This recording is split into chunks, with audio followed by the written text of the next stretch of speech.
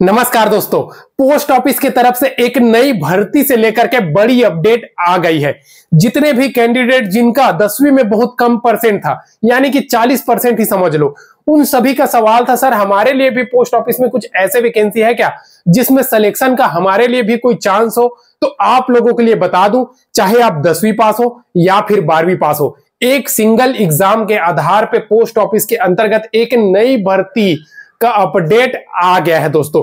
और ये जो भर्ती है ना, वो अब तक की सबसे बड़ी भर्ती में से एक है। देखिए, टोटल अगर पोस्ट की बात करें तो 98,083 पदों पे स्वीकृत हुई है, नोटिस जारी हुई है, जिसमें से पोस्टमैन का 59,099 पोस्ट, मेल गार्ड का 1445 पोस्ट, एमटीएस का 37,539 पोस्ट की नोटिस जारी हुई है। अब बता दूं, इसमें से पोस्टमैन और मेल गार्ड आपका 12वीं पास है, एमटीएस आपका 10वीं पास है। और एक चीज मैं बता दूं, ये सारा का सारा वैकेंसी परमानेंट वैकेंसी है। जीडीएस एक डिपार्टमेंटल के अंतर्गत वैकेंसी है, लेकिन इन वैकेंसी में आपको पूरा सेंट्रल गवर्नमेंट की बेनिफिट का फायदा मिलने वाली है। अब देखिए, योग्यता तो बता दिया 10वीं और 12वीं पास, लेकिन एक चीज और बता दूं, जो मेल गार्ड है उनमें आपके पास ड्राइविंग लाइसेंस होना चाहिए, तभी आप मेल गार्ड में अप्लाई कर सकते हो। ये बात आप लोग जान लीजिए। एक शानदार मौका है दोस्तों, जितने भी कैंडिडेट जीडीएस में अगर उनका सिलेक्शन नहीं हो पाता है ना, तो आप लोगों को बता दूं, पोस्ट ऑफिस के तरफ से नई भर्ती 2024-25 का नोटिस है। अब देखिए, एज क्राइटेरिया 18 से 27 साल रखी गई है, किसमें? पोस्टमैन और मेल गार्ड में, लेकिन 5 साल SC ST और 3 साल ओबीसी के छूट। लेकिन 18 से 25 साल एमटीएस की वैकेंसी में है, 5 साल SC ST, 3 साल ओबीसी की में एज में छूट, 10 साल पीएच कैंडिडेट में एज में छूट। अब ये जो वैकेंसी है ना, इसमें एक चीज और आप लोगों को बता दूं, आपको अगर 10वीं पास हो ना, तो उसमें लोकल भाषा पास होना चाहिए, जैसे कि जीडीएस के अंतर्गत है, सेम वैसा ही इसमें। अगर आप 10th पास है और एमपी सर्कल में अप्लाई करना चाहते हैं, एग्जांपल बता रहा हूं, तो आपके 10th के सर्टिफिकेट में हिंदी लैंग्वेज होना चाहिए, हिंदी भाषा होना चाहिए, तब आप एलिजिबल है। जैसे जीडीएस में होता है, सेम टू सेम इसमें भी होता है। ठीक है, अब ऑल इंडिया के मेल फीमेल कैंडिडेट अप्लाई कर सकते हैं, एक सिंगल एग्जाम के आधार पे सिलेक्शन है। तो इसमें हम सिलेक्शन की प्रोसेस बता दें, तो सिलेक्शन प्रोसेस सबसे पहले आपका रिटन एग्जाम होगा, फिर डॉक्यूमेंट वेरिफिकेशन होगा, फिर आपका मेडिकल चेकअप होगा। अब देखिए, एक चीज मैं बता दूं, इसी 98,083 पोस्ट में आप लोगों को बता दूं, कुछ ऐसे पोस्ट है ना जो आप लोगों का किसमें रहने वाली है, कुछ पोस्ट आप लोगों का जो डिपार्टमेंटल कैंडिडेट है उनके लिए प्रमोशन के लिए रहने वाली है, लगभग 25% के आसपास। कुछ पोस्ट ऐसे हैं जो आप प्रमोशन में चला गया, कुछ पोस्ट बाकी जितना भी परसेंट है ना, वो आप लोगों का फ्रेशर कैंडिडेट के लिए है। अब एक चीज और आप लोगों को बता दूं, ये जो वैकेंसी है ना, आप लोगों का एसएससी कंडक्ट कराने की उम्मीद है। अगर एसएससी कंडक्ट नहीं कराती है, तब जाके ये वैकेंसी आप लोगों को बताऊं कि डिपार्टमेंट ही इसका वैकेंसी निकालेगा। इससे पहले आप लोगों को पता ही होगा कि एसएससी CHSL के माध्यम से 12वीं पास वालों के लिए वैकेंसी आती है, उसमें पोस्ट ऑफिस में भी पोस्टिंग मिलती है। ठीक है, लेकिन जो एमटीएस की वैकेंसी आती है, उसमें आप लोगों को बता दूं, 10th पास की वैकेंसी तो रहती है, लेकिन सभी डिपार्टमेंट में, इंडिया में जितने भी सेंट्रल गवर्नमेंट के डिपार्टमेंट है, सभी में पोस्टिंग देती है एमटीएस की, बस आप लोगों का पोस्ट ऑफिस में नहीं देती है। लेकिन इस बार हो सकता है आप लोगों को पोस्ट ऑफिस में दे, क्योंकि इस नोटिस में इसका एग्जाम कौन कंडक्ट कराएगा, तो एसएससी लिखा है। अब एसएससी कराएगा तो इसका सिलेबस आप सभी को पता है। अगर एसएससी कराएगा तो एमटीएस के सिलेबस में आपको बता दूं, एमटीएस के सिलेबस में भाग 1 और भाग 2 होगा। भाग 1 में मैथ्स होगा, रीजनिंग होगा, इसमें निगेटिव मार्किंग नहीं होगा, और 20 क्वेश्चन आएगा दोस्तों। ठीक है, 60 नंबर का 120, ये ओनली क्वालिफाइंग नेचर का होगा। आपका मेरिट इंग्लिश में और आपका जीके में बनेगा।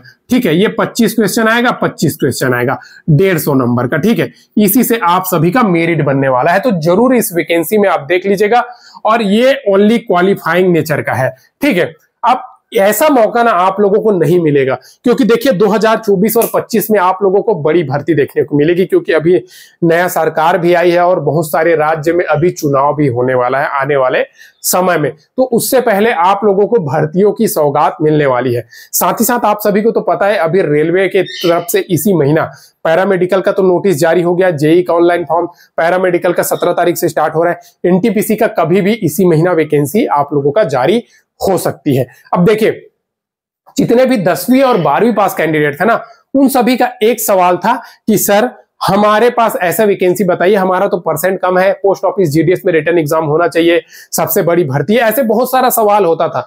तो फाइनली दोस्तों आप लोगों के लिए जितने भी 10वीं पास कैंडिडेट है, 12वीं पास कैंडिडेट है, उन सब के लिए रिटर्न एग्जाम वाली एक वैकेंसी पोस्ट ऑफिस ने रिलीज की है।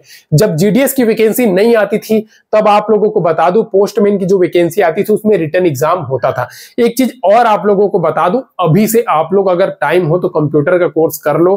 क्या है कि 2 महीना का बेसिक कोर्स कर लो, उसमें पैसा वैसा नहीं लगता।